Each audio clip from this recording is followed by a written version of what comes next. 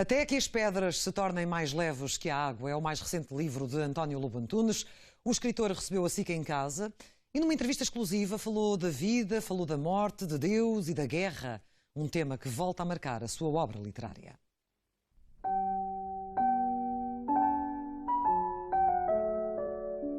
É na quietude do lar que nasce a inquietude da obra. O fumo do cigarro volita ao sabor das ideias e ao saber de quem as dita.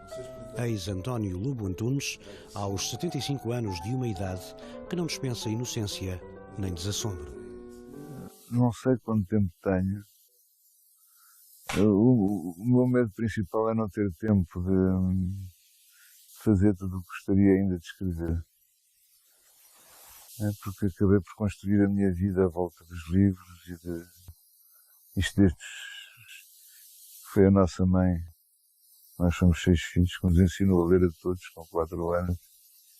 E eu comecei a escrever logo. E depois tinha que estudar, tirar um curso, etc. E não me apetecia nada. Eu entrei para a faculdade, tinha 16 anos, quando me matriculei em medicina. E durante os 3 primeiros anos nem sequer ia às aulas, estava a escrever.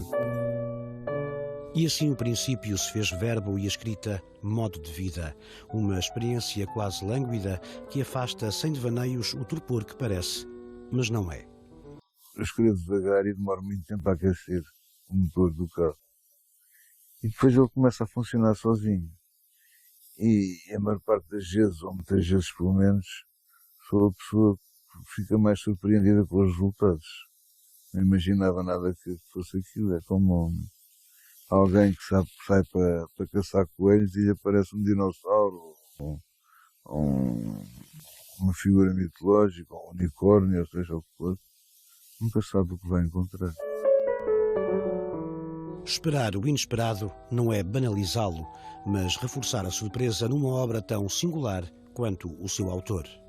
Claro que por muito que se negue, há sempre um sonho de isto vai ficar. Como se fosse a parte minha que fosse ficar, como se os Lusíadas fossem o Camões, não são. Camões era uma pessoa, Lusíadas é uma obra. E porquê? Porque nós lidamos mal com a finitude. Sobretudo nós homens, por exemplo, uma mulher quando está farta de uma relação diz acabou-se. Nós nunca dizemos já não gosto de ti, dizemos estou com dúvidas, preciso de pensar. Ou o problema não está em ti, está em mim, que é uma frase muito comum. Ou coisas deste género, porquê? Porque somos cobardes. Temos medo de ser abandonados, queremos sempre guardar aquela mulher de reserva. Porque quando necessitarmos dela, aí as mulheres são muito mais corajosas que nós. Sob todos os pontos de vista. Eu vi, olha, quando estava com o cancro nos tratamentos, a coragem das mulheres era muito maior que a dos homens. E se fôssemos nós a ter os filhos, a humanidade acabava no instante.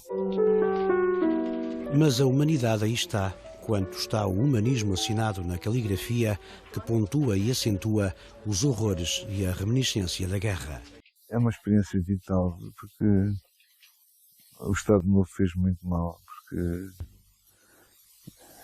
quando eu conheci a minha filha mais velha, que nasceu quando eu lá estava, era um miúdo, eu, de 20 e poucos anos, ela fugia de mim, porque vivia com a mãe e a mãe era só dela. E de repente aparece um tipo fardado com quem ela tem que partilhar a vida, não é? Ela tinha a mãe só para ela. Foi muito difícil para nós. Tivemos que nos seduzir mutuamente. Isso eu não perdoo. Não perdoo estar nas terras do fim do mundo e ver uma mensagem em cifra a dizer que eu tinha uma filha.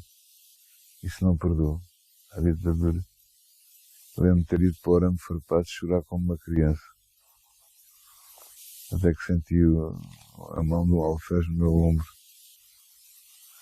E foi talvez a mais importante mão que me tocou. Como se fora a mão de um Deus surgido num cenário do absurdo.